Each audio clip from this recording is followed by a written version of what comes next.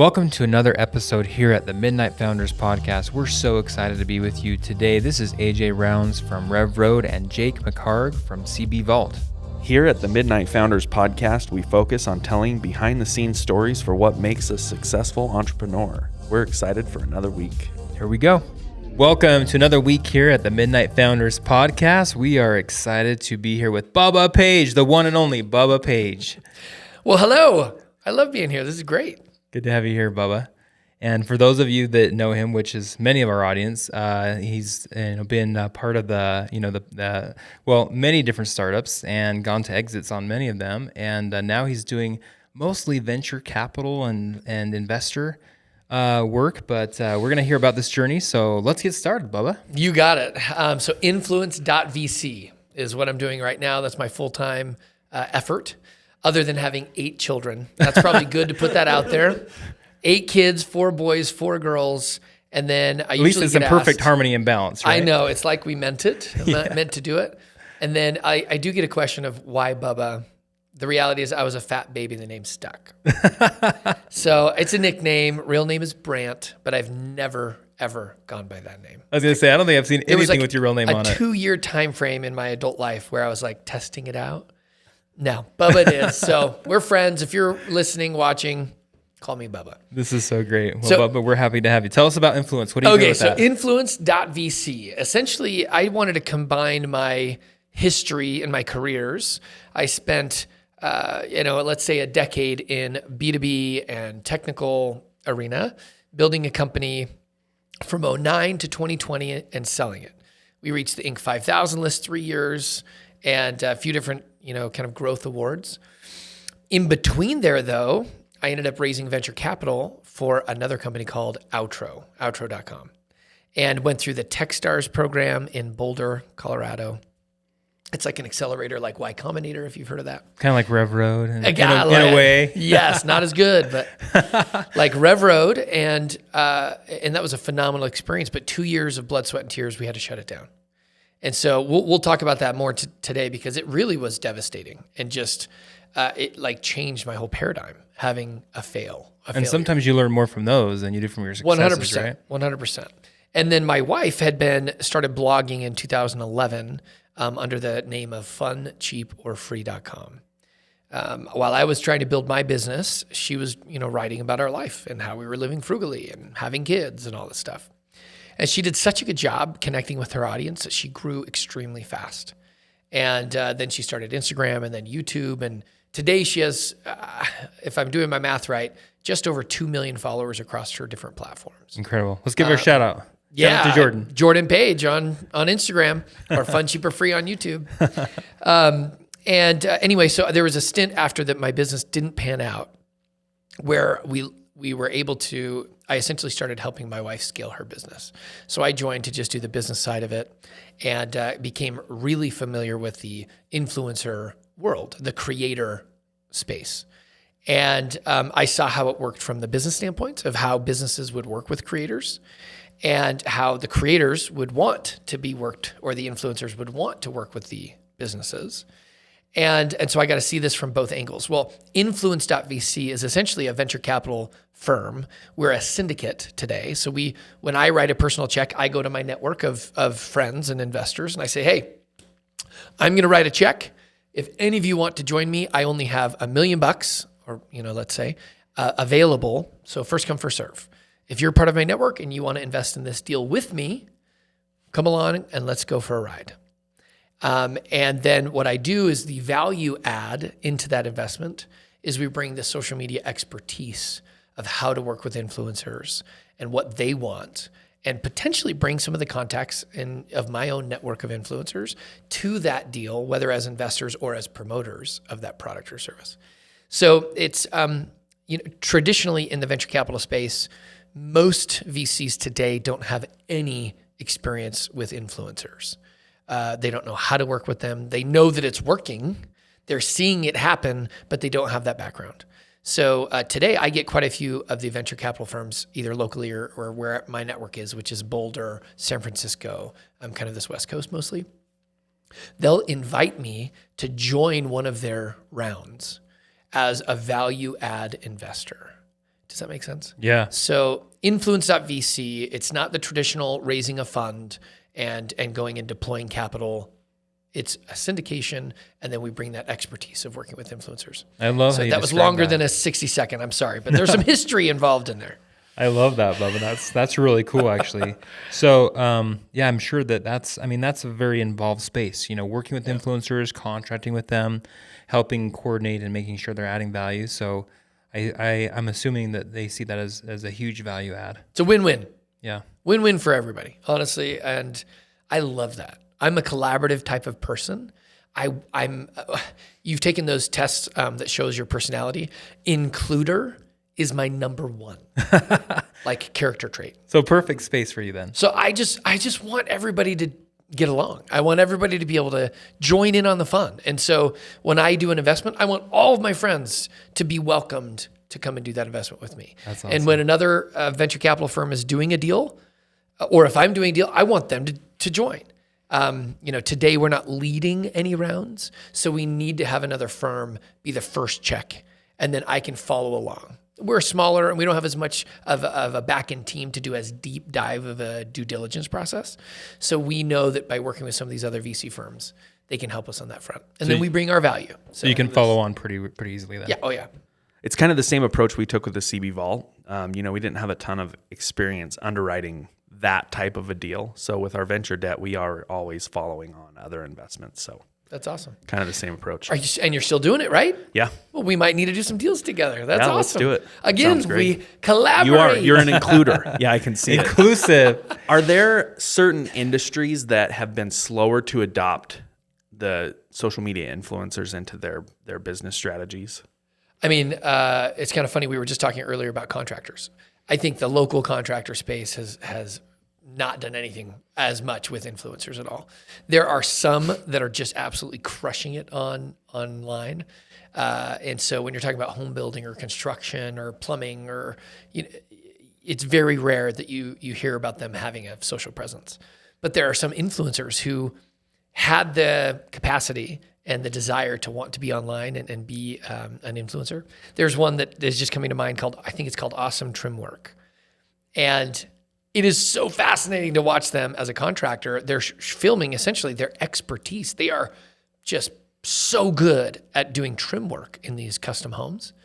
And you watch what they do and they line things up perfectly and everything's just like mint condition.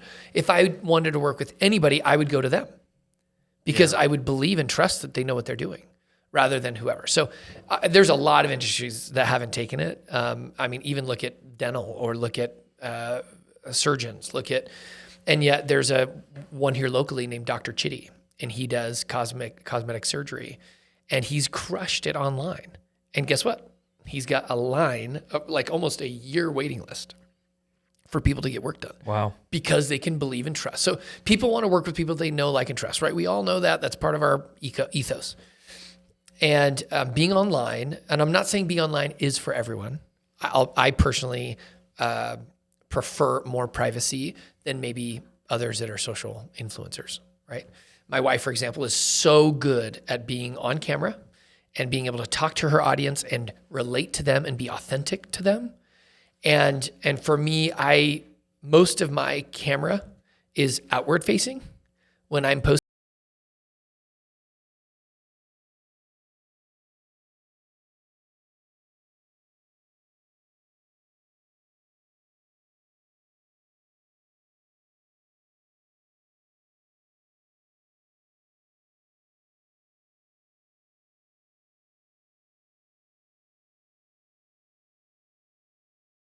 ability to grow and it's impressive. I have so much appreciation for it because that's not my talent.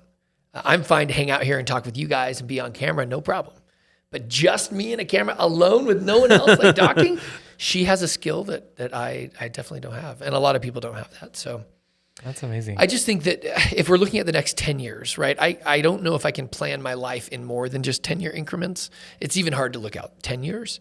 But I look at Influence.VC, and I believe it will be around a minimum of 10 years with that idea around social media influencers can help to scale businesses that I invest in.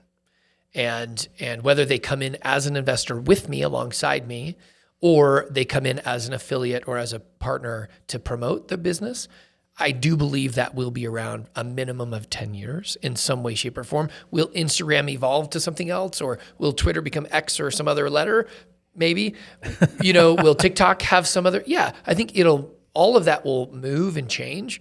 But the concept of having an influencer of any kind, I think, is here to stay. I think it's always been here. If you think about, wanting to wear Michael Jordan shoes, I know I had a pair of patent leather, right? Jordan 11s. When I was in high school, I wore them for volleyball, but I wore them because it was Michael Jordan who wore them. Well, he influenced me to buy his shoe.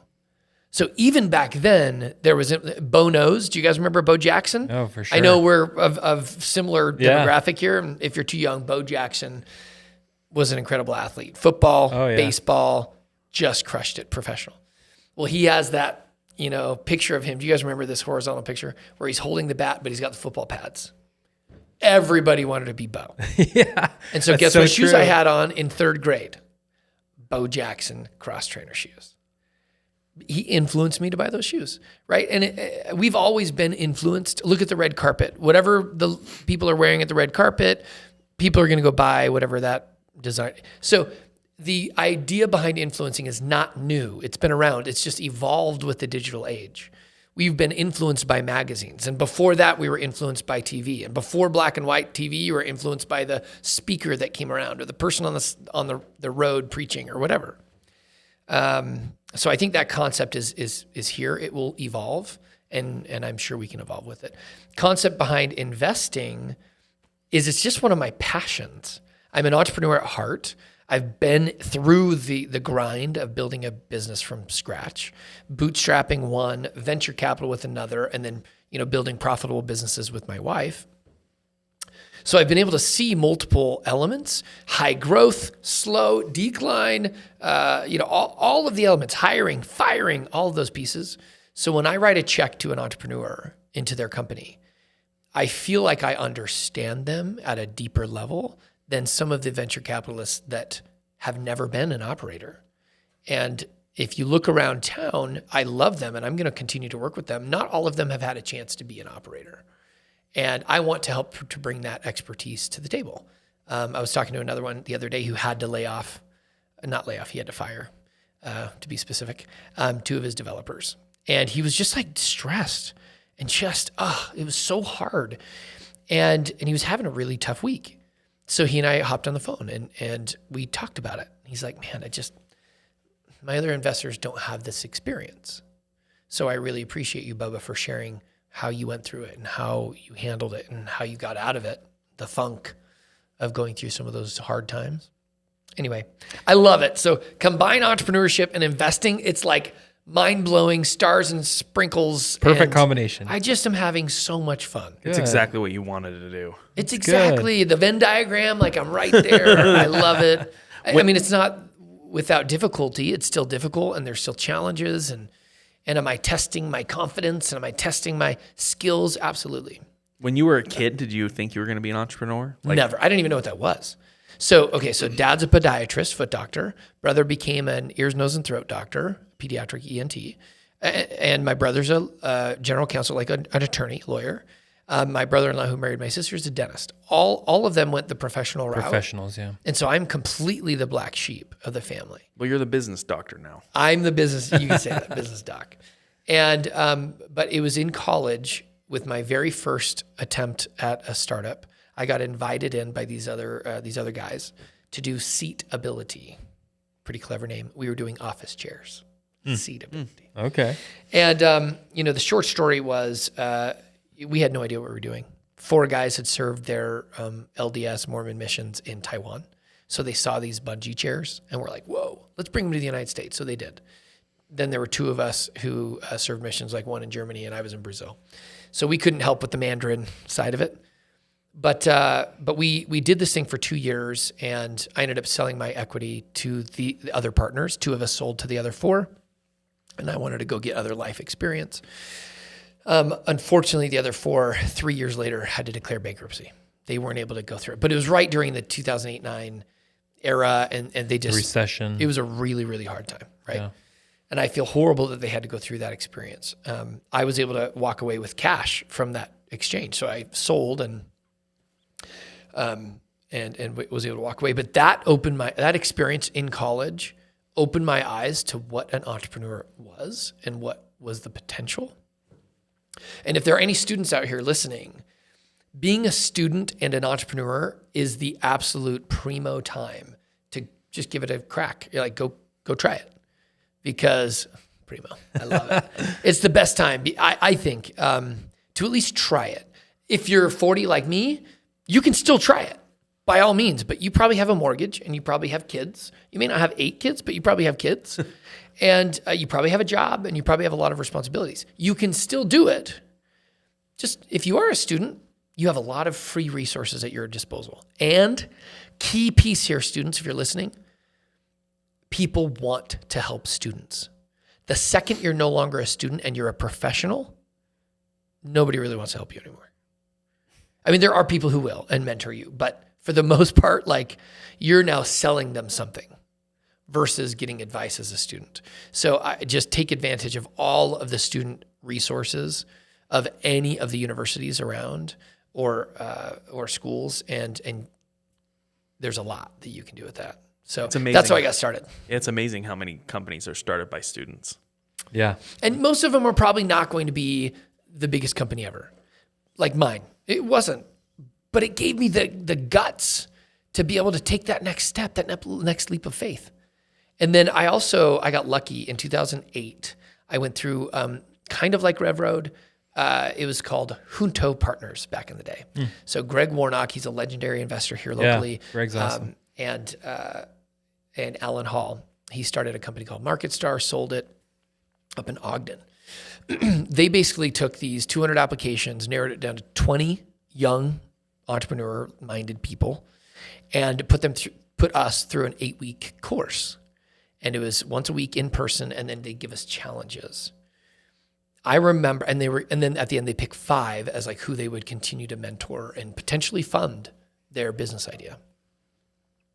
It was unbelievably important for me. So like what you're doing at RevRoad and what, other people are trying to do to educate and give experience to these young entrepreneurs, it was invaluable, because that was the moment where I went to my wife and said, I think I want to start a company again. Like, I want to start my own company.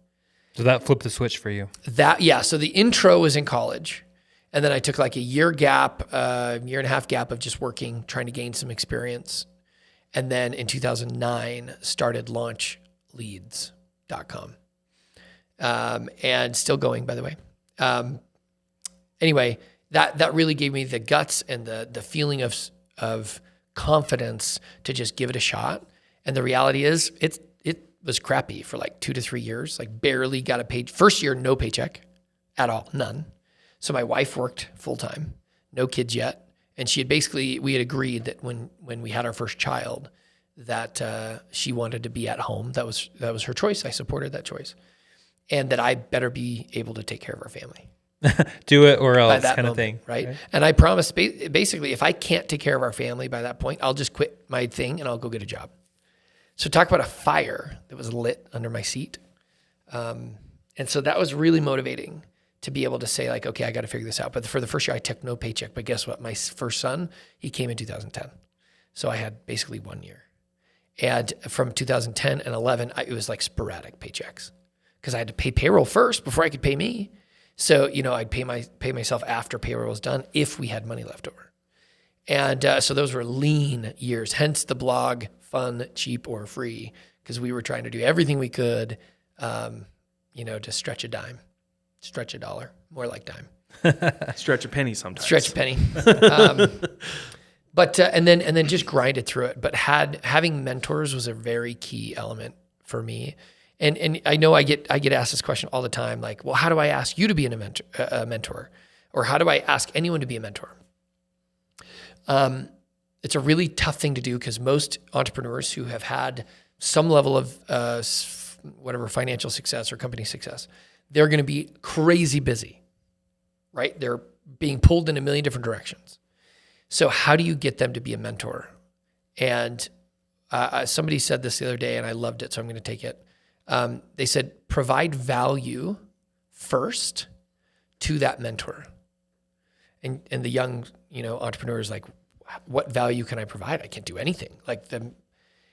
And it was interesting. There were some examples of there was a young entrepreneur who really wanted that mentorship, and he was good at websites. So he went to the mentor of his choice and was like, I can't do much, but I can help you with a website. Can I help build a website for you? And I would, love to get to know you better and hear your story and all this. So he created a relationship.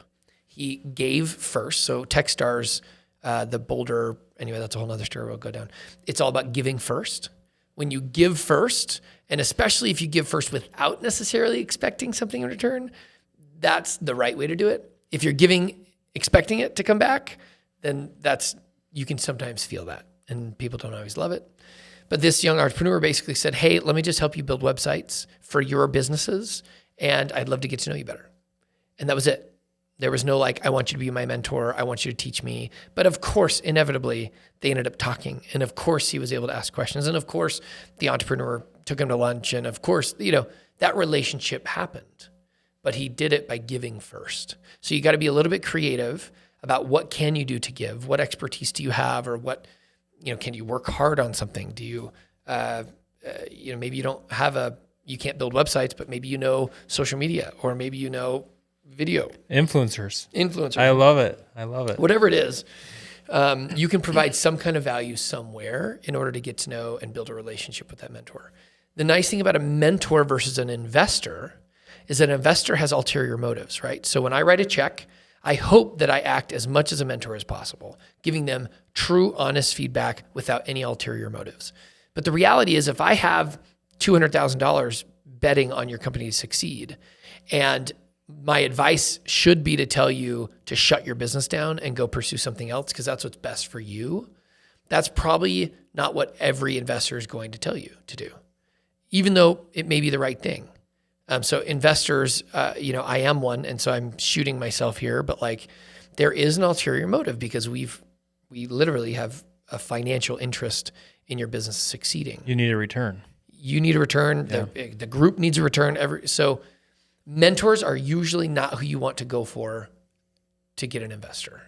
It's great advice. I don't know if we've heard a lot of that kind of advice here on the show, but that's keeping them separate is probably very important. I think when you're looking for help personally, your mentor can give you personal advice for just you because they love you. So my mission president, for example, love the guy, Craig Earnshaw. Has he been a mentor for you for quite a while? Absolutely. And, he may think, I haven't been a mentor, but he has been. And you tricked him into it. Yeah, he doesn't know yet, but he is. Hopefully I served You set him up with some influencers, right? Well, so he was the first check into Podium, which ended up being a pretty good investment, right? And so he knows investing, and he's been around a long time. He sold his company that he built. But the long story short is he has provided, the relationship we built over time provided value. And when I came to him in the hardest of times, he gave me advice that was for me personally, not necessarily for whatever business or thing I was working on, because I know he loves me and he values me more than some business. Does that make sense? That's really cool. So a mentor has a different perspective than an investor. So it's really important for entrepreneurs to go out and maybe put some thought into who that mentor should be for them. Yeah. Because it's not something you just flippantly go and just ask whoever. Yeah. Right? That's great advice. To me, it's kind of like getting a good book, Yeah. right? You've got a great book, or nowadays you've got podcasts, or nowadays you've got people you can follow on social. Back in the day, just books were around, right? The podcasts weren't really around, and the YouTube wasn't really around. Influencers were different. You couldn't get as personal with them as maybe you could today. It was more like spokesperson model. Yeah. Right. And you can learn a lot from that, right? We talked about the E-Myth, right? If there's a book for a new entrepreneur, read the E-Myth by Michael Gerber. It's old, but it hits some core elements that I think people need to know to determine whether or not they should be an entrepreneur. But Michael Gerber, even though he was the author of that book and that impacted my life, he didn't mentor me. He couldn't have answered questions personally that I was going through, but I learned an incredible amount from that book. So you use these other resources, but I think mentors, even one or two, can really dramatically shape the trajectory of your career. Even if it's not as an entrepreneur, just mentor period in any industry can drastically increase your success, in my opinion. Do you think part of that is because of the accountability factor of having a mentor? Like, when you talk to that person that like you're accountable for all the decisions that you've made. And so you're thinking more critically about your role. That. Yeah. I mean, if you go and your mentor says, well, what are you going to do? And you answer, say, well, I'm going to start this thing. And the mentor says, when? Now. And you're like, by the end of the month, I will have this website done, or I will have this thing done. Yeah. I mean, just having somebody to hold you accountable is great. Or like, even if you're like preparing, I'm just thinking about like preparing for those conversations when I've had situations like this. Like, I start to think in advance, like, hey, I know kind of where I think they're going to go. And these are the questions they're going to ask. I better be ready to answer those questions. Yeah, absolutely. Anyway, that's just one of those key fundamental principles as an entrepreneur I think you should look at. They come up all the time, mentors. That's cool. Yeah. Bubba, here's a question, shifting gears just a little bit. You talked about influencers, right? And I want to hear, the rest of your journey. We're only halfway through it. But, I mean, I talk to so many entrepreneurs on a daily basis, and a lot of them are jaded with the whole influencer movement, right? Yeah. Because they spend all this money, they get very little value, and then they're frustrated, right? So what is your strategy in working with influencers, and how would you recommend people do that most efficiently? Well, if we're talking about startups, they should almost never sponsor any influencer whatsoever. And the reason for that, sponsoring is a flat rate that they just pay no matter what the performance is. I would suggest not doing that as an early stage company because you don't know enough of that person to know what kind of performance they can give. I would suggest an affiliate program is a way that you can pay on a pay for performance basis. There would be a lot less jaded people if they would have worked with an influencer through an affiliate program. Now, it's harder to do an affiliate program because not all influencers want to do an affiliate program because it's not guaranteed money for them. So again, as an influencer myself, I have products being sent to me all the time. And not to the level that my wife gets free product all the time, as I have 1/10 of her follower base, right? But I get these products that are sent to me all the time. When they come to me and say, hey, we'll pay you X just to post about it, hopefully influencers are saying, one, is this a product that I actually like? Am I authentically going to speak about this? Or am I just taking the money and, spinning it to my audience? I think that's a very short-term focus for influencers that will burn them in the end because their audience can tell, they can feel it. This guy or gal doesn't really care about that product. They're just doing it because they got paid, right? When you have a product that you know you love and you're willing to use, or you were using it beforehand, you're going to feel it on the other end of the camera. You're going to hear it and feel it. Then if you have a loyal following, which is because you've been authentic and you haven't been just churn and burn with products, that loyalty with your follower base is what will generate conversions. So if I were to say this shirt, it's actually shout out True Wear is a local company. I'm wearing their shirt today because I love it. It's one of those shirts that I could dump water or ketchup on and I could just spray it off and I'm good. It's stretchy, it's comfortable. I feel like it looks good. It's got a stiff collar, which I like. It's fitted. I love it.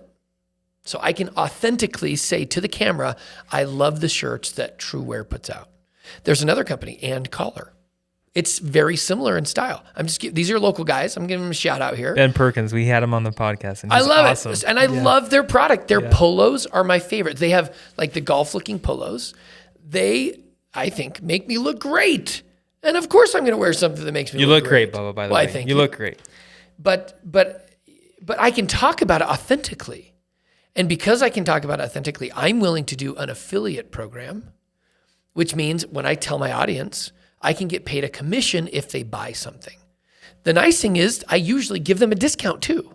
So most affiliate programs may be a 10 and 10, 10% commission, 10% discount. the better the commission and the better the discount, the more conversions you'll get. So if I can give you 20% discount and a 15% commission or 20% commission or 30% discount and a 15% commission or something, the better it is for both parties. It's a win-win. The audience loves it, I love it, and hopefully the company loves it because they're getting pay for performance value, revenue.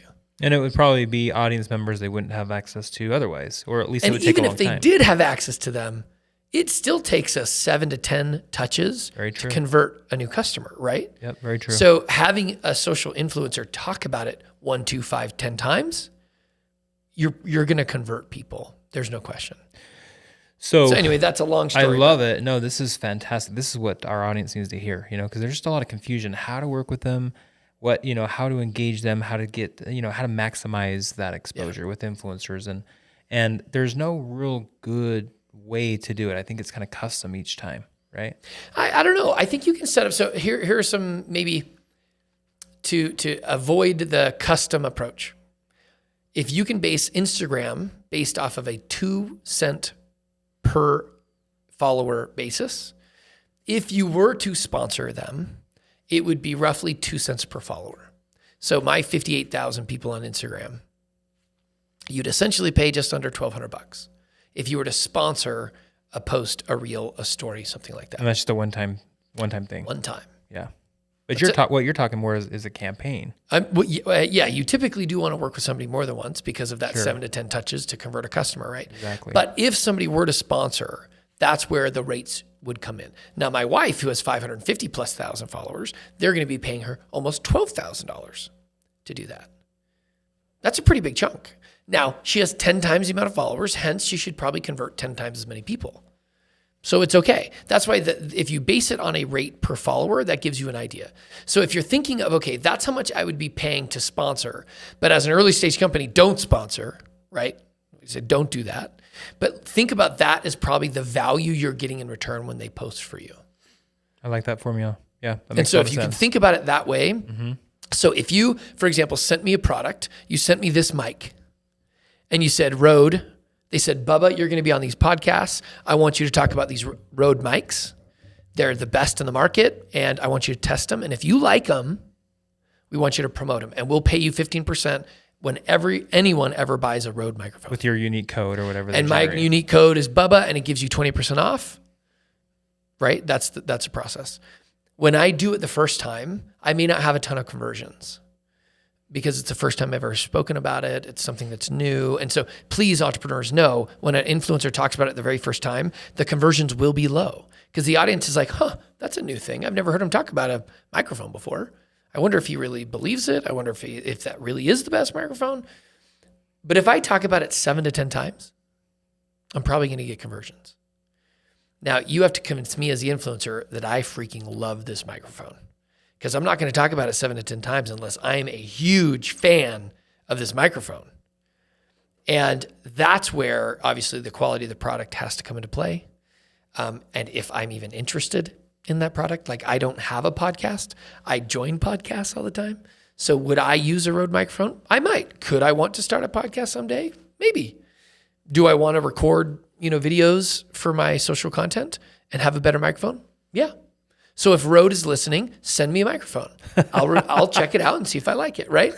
Come on, Rode, step up. But that is one thing that the entrepreneurs need to know. When you're working with influencers, you're almost going to always have to give them the product for free. There are some, if the product is in such high demand, that you can give it at a discounted price to those influencers. If no demand is there, you're just going to have to give it. You're literally just going to have to give it to people. And then you're going to have to hope that they see value in it and that they post. Now, if that's your case, then what I would do is pre-create their discount code and a unique URL for them. And when you send the product, send them that link, a unique link that tracks, and a discount code with their discount, and then a commission. So that they don't have to say, hey, I'm interested. Can you send me that stuff now? And there's a delay. Just pre-create it and send it. That's a good idea. That's one way to help facilitate. The other thing is do your dang research. Like what influencers would actually care about your product? TrueWear reached out to me directly. They obviously know my wife has a following, but she's probably not going to post about a menswear. So they sent it to me because it was for my following. Whether it's on LinkedIn, I have 21,000 people on LinkedIn that follow me, and my Instagram. So they sent it to me because in hopes I would like it. I did. And now I've got a bunch of their clothes. And yes, will they send me free clothing here and there? Absolutely. But I'll still post about it because I love it. And I know that there's some back-end commission that can be made from that. So if you have a very expensive product, and maybe this microphone is an example, or a very expensive camera, and you can't be giving a $1,000 product to every influencer, then you've got to find a way for them to try it, to fall in love with it. Electric car, for example. They're probably not going to give a Tesla away to a Tesla influencer. But will they invite you to their grand opening or hypercraft, right? And let you test the car, film the car, be in it, be the first VIP, maybe send you swag, a hat, a shirt, whatever, a bag. Yes, you can do that. If you can't give that $1,000, $10,000, $20,000 product away, find some other way to incorporate it. Yeah. And to get that influencer bought in that they love that piece. And then here's a unique caveat, and maybe we're out of time, but here's a unique piece that most people are not doing, only at the highest level of A-list celebrities, is they're giving equity for influence. This is not happening very often. I think I can say this. I'm going to say it. Say I it. think I can say this. Here we go. Say it. Let's do it. So I wrote an angel check to Gab Wireless. They're a local company, safe tech for kids. I got 8 kids. They do cell phones that are no internet, no social media. I love it. We love Nate Randall. He's awesome. He's great. And just the story, the mission. I am passionate about the mission. I've got 8 kids. I don't want them looking at all kinds of stuff online. And of course, they can find it in other places. But I want to use a trainer phone where they can not have to have social media and not have to have internet on their phone. So we wrote a little angel check. We agreed to do that as a early in their seed round. Well, then they wanted us involved to share and promote their product. So they gave us a commission and a discount code, and we started sharing the product. Well, I had negotiated to convert a portion of that commission into equity. So check this out. It was a pay-for-performance commission-based structure. They did give us phones. So that was, you could say that's sponsored. They did give us bonus, phones. yeah. Bonus. But we promoted it. We generated almost $500,000 in product in revenue for them. And you converted that in equity, or a portion. And we were able to convert the commission, and only part of it. They wouldn't let us do all of it into equity because it was a lot. But we were able to take a portion of that and convert it into more equity on top of the check I had already written as an investor. Then they paid us the rest in commission and continue to have that affiliate program.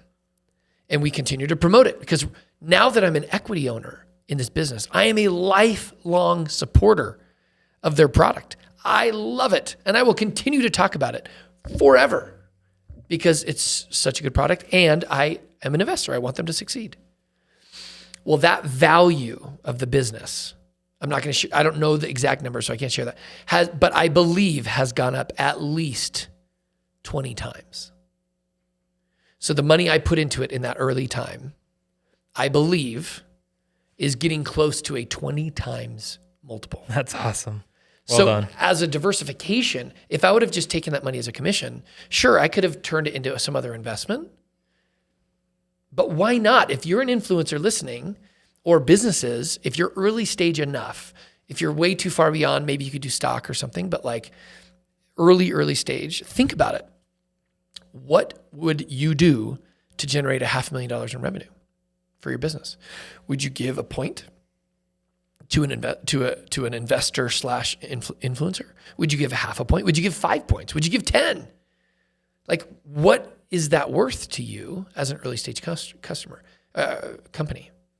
And if you find the right influencers, and if you do it on a pay for performance basis, and I know you can't always do pay for performance. If Tony Robbins came to me and said, Bubba, I love your business, I want in, I would say, I will hand you anything.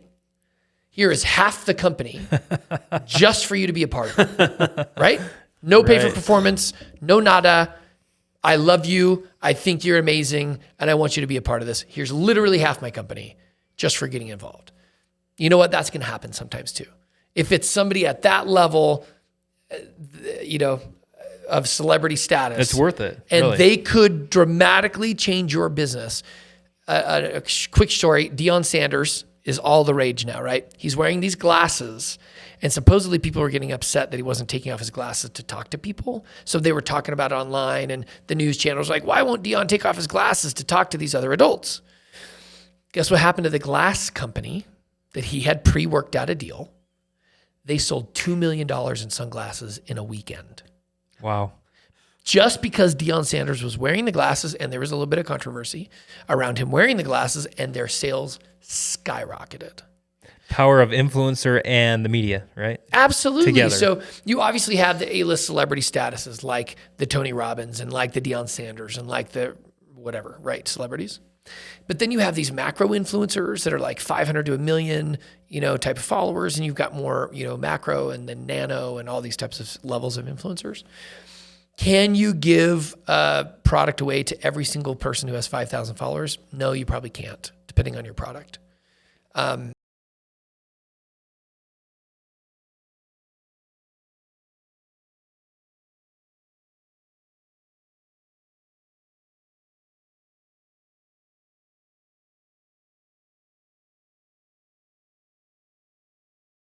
Yeah.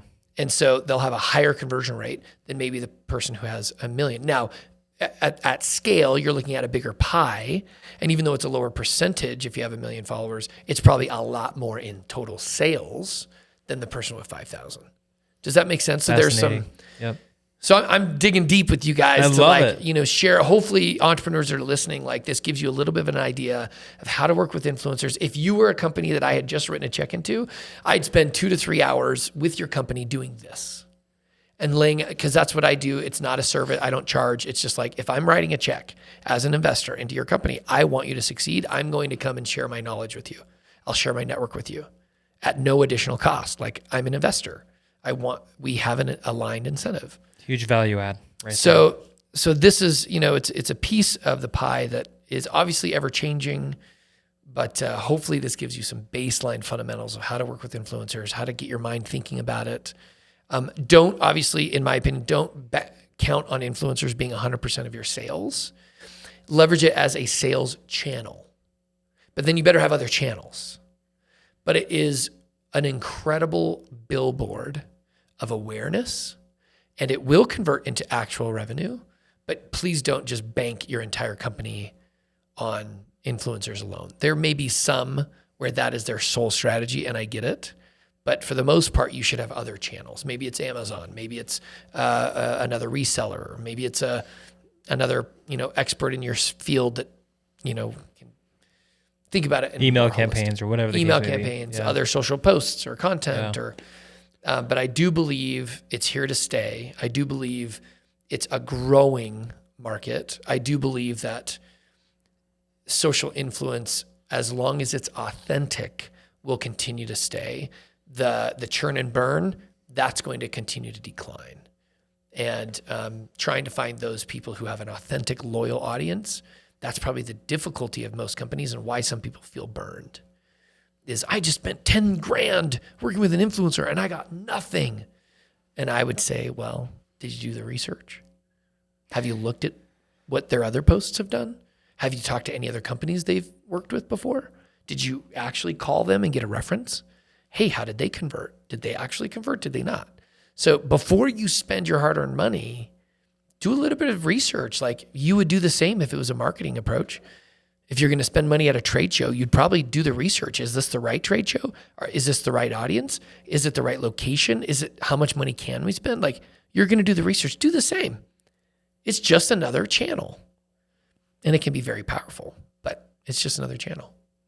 Anyway, I'm totally on a soapbox. I love sorry. it. No, I love I it. need This to- is Yeah. very helpful. It's incredible. I did have a question as you were going through this. You said if you're a startup, don't ever sponsor an influencer. That may be But then- strong words, but yeah. Yeah, but then as you went along, like the other side, pay for performance makes a whole lot of sense. But when does it not make sense? Like it seems like every company out there should be pushing as hard as they can to do pay for performance or some of these incentive based or like equity or whatever. When would it make more sense to do a straight like sponsor of an influencer? If you have somebody in your eyesights, in your target, that is like your absolute 100% ideal influencer. You know it through and through. You've done all the research. By far and above, that is your person. But they don't care about you. You may have to sponsor. That makes sense. So If you can get their attention though, and if you can get them your product, and if you can get in front of them, use your network, find a way to meet them, to build a relationship with them. Because if you can build a relationship, they still might be willing to do an affiliate program. But if they're untouchable, in your opinion, you may be forced, if that's the way you want to go, that you may just have to sponsor. And I still don't think it's the right move. So the default should be these pay for performance types. And here's the thing, it's harder. Companies you're all gonna tell me, I've tried it, it's super hard, nobody will do it. Well, yeah. If you talk to 100 influencers or 1,000 influencers and say, which ones do you want? Influencer, do you want to be paid pay for performance or do you want to be paid in sponsorship? Guess what? 100% will say sponsorship. But do you think they're short-sighted on their side as well? Absolutely. But that's easy, fast money. My wife, on the other hand, and I'm going to give more props to her, she, yes, has done sponsorships, but she's taken those products that she's known, liked, and trusted for a long, long periods of time, and she's done affiliate and has earned way more than the potential sponsorship because of her audience and the loyalty and how much she loves it. So yes, but they will never do that first. Yeah. If it's their first interaction with a company and you ask them sponsorship affiliate, always sponsorship, because you're an unknown entity to them.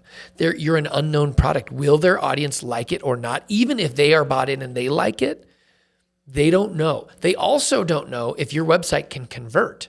Are you going to take the leads that come and are you going to do what's right? Are you going to treat them correctly? Are you going to be the best customer service that you can be? Or are you going to treat my people like crap? I don't want to promote your product, but I don't know that from you yet.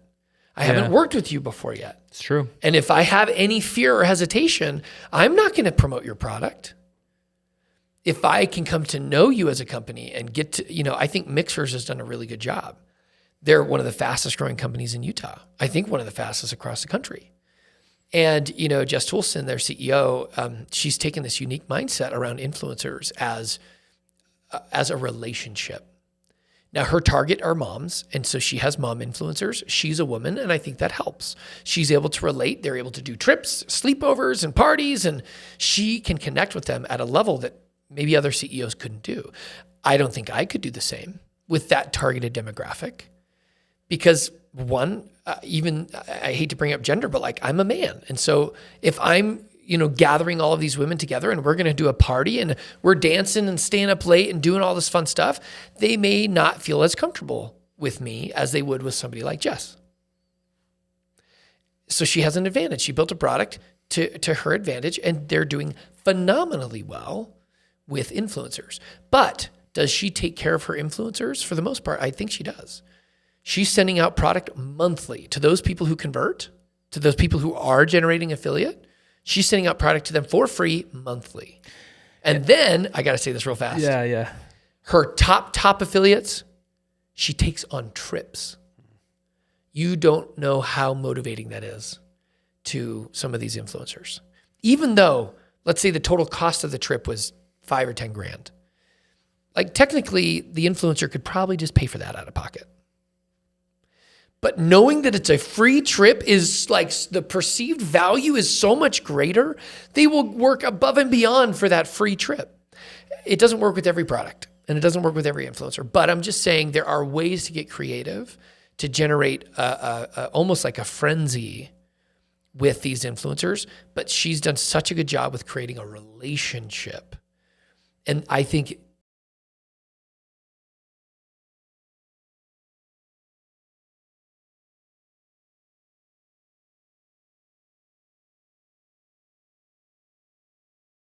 influencer like a partner and a friend will get you lifelong results, in my opinion. Okay, I cut you off. No, you're good. That was it. That was the soundbite that we needed, right? I mean, that was amazing. I think what I've learned in listening, to you over this time is that, like you just said, if you treat it as a relationship, and from the entrepreneur standpoint, if you invest further in that influencer, like cultivate that relationship with additional free product and how are you doing and what's next and how can we be better, I think that'll go leaps and bounds further than what you do if you just did a one-time thing, just cut a check. I love that. Yeah. That was great learning. One thing that I'll just give another shout out. I mean, I've shouted out my wife like 800 times already. Sounds Love like you. we need to She's have her on the show. amazing. Yes.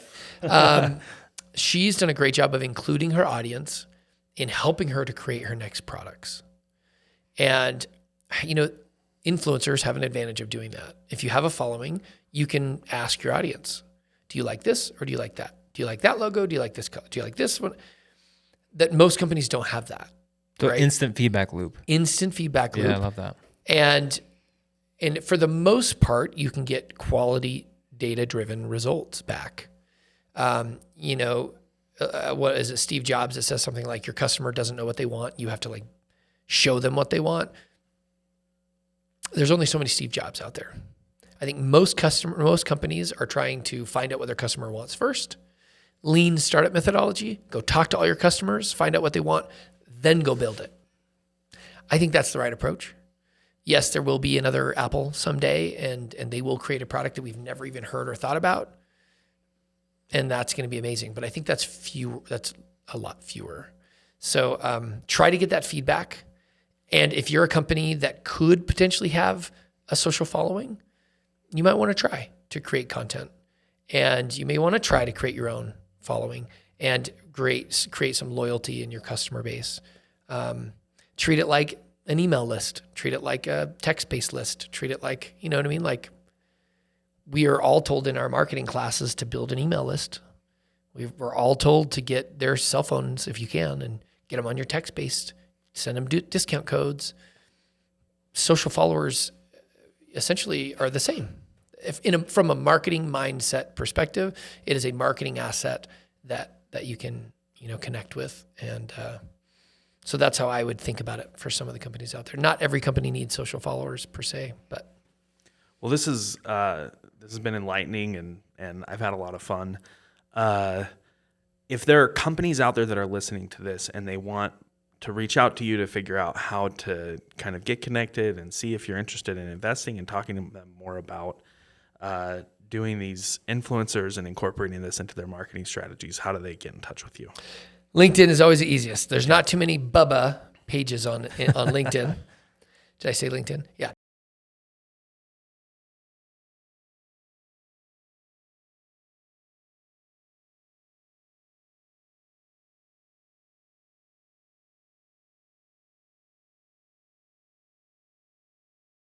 And activities, that's Instagram, Bubba Page on Instagram. You can find me there.